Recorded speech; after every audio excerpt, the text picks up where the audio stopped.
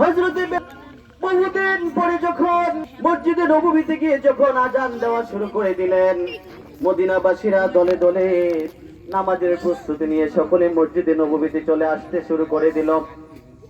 যখন আশহাদু আল্লাহ শব্দ বললেন, বলার পরে ওনার জ্ঞান আছে আশহাদু আন্না মুহাম্মাদার রাসূলুল্লাহ। যখন বেলাল রাদিয়াল্লাহু তাআলা উচ্চারণ করলেন, চক্ষু খুলে দেখে ওনার চোখের সামনে দিনের নবী মুস্তাফা রাহমাতুল লিল আলামিন হাজির নাই। ওনার কাছে কি ভালো লাগবে তখন? বলেন না, ভালো লাগবে নাকি? হযরত বেলাল তখন বেহুশ হয়ে গেলেন।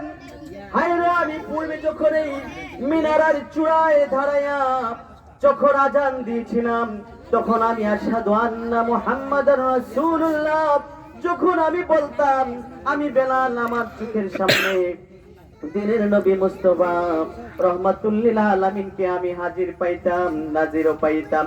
এখন তো দেখি আমার চোখের সামনে মদিনার নবী, দিনের নবী, কামলিওয়ালা নবী, ওনাকে আমি দেখতে পাই না।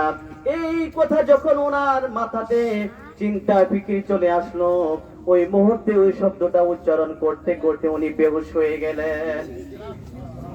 উনি কি হয়ে গেলেন? বলেন, কি হয়ে গেলেন? বেহুশ হয়ে গেলেন। ওনার কলিজা ফেটে তখনই উনি দুনিয়া থেকে বিদায় নিয়ে চলে গেলেন। বলি ইন্না লিল্লাহি ওয়া ইন্না ইলাইহি রাজিউন। হযরত বেলাল রাদিয়াল্লাহু তাআলা উনি দুনিয়া থেকে বিদায় নিয়ে চলে গেলেন।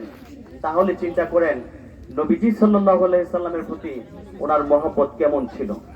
মহব্বতটা কি কেমন ছিল? কম ছিল না বেশি ছিল? বেশি ছিল না? নবীজিকে না দেখার কারণে উনি পাগল হয়ে গেলেন, সিরিয়াতে চলে গেলেন। তারপরে স্বপ্ন যুগে নবীজি সাল্লাল্লাহু আলাইহি সাল্লাম ওনাকে হুকুম করলেন, তুমি আমাকে জিয়ারত করার জন্য আসো। তারপরে উনি আসলেন। আসার পরে মদিনাবাসীদের সাহাবায়ে কেরামদের আবেদন উনি প্রত্যাখ্যান করলেন।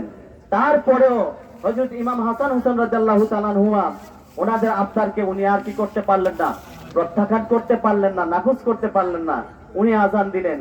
সে আজানের মাধ্যমে উনি যখন দেখলেন নবীজি ওনার চোখের সামনে হাজির নাই, নবীজিকে দেখেন না, উনি বেহুশ হয়ে কলিজা ফেটে দুনিয়া থেকে বিদায় নিয়ে চলে গেলেন।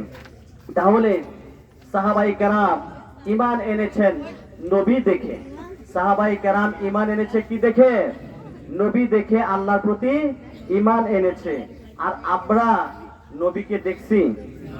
জোরে বলেন, নবীকে দেখছি? কিন্তু নবীর মহব্বতের প্রতি আমরা আকৃষ্ট হয়ে আল্লাহর প্রতি এবং নবীর প্রতি কি এনেছি? ঈমান এনেছি।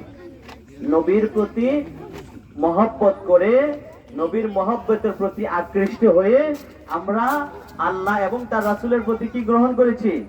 ঈমান গ্রহণ করেছি।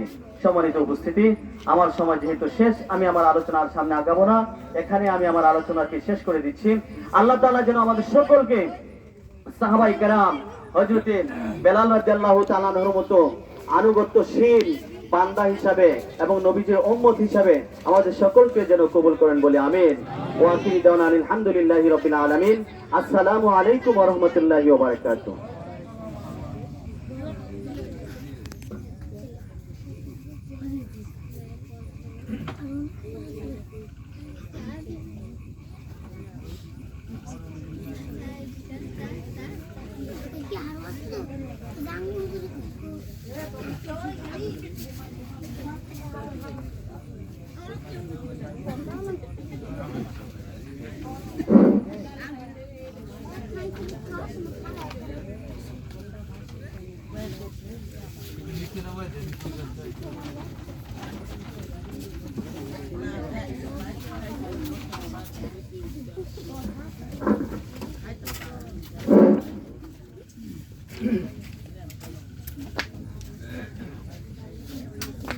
প্রত্যেকে চক্ষুটা বন্ধ করে বাম স্থানে দিয়ে ঘুরে নিয়েছি। কালকে খেয়াল করে বসন করতে গুরু করবেন, নবীজির মহব্বতে জিকির করবেন, আল্লাহ পাকের মহব্বতে। প্রত্যেকে চক্ষু বন্ধ করেন, কালবার দিকে খেয়াল করেন প্রত্যেকে।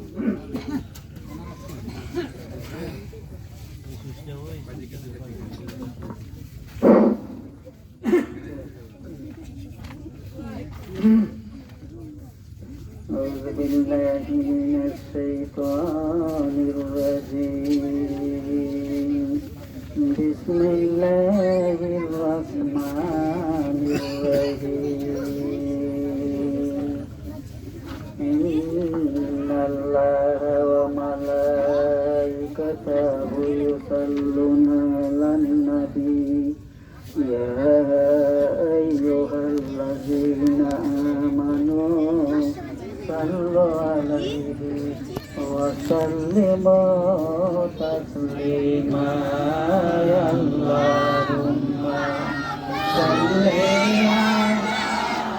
على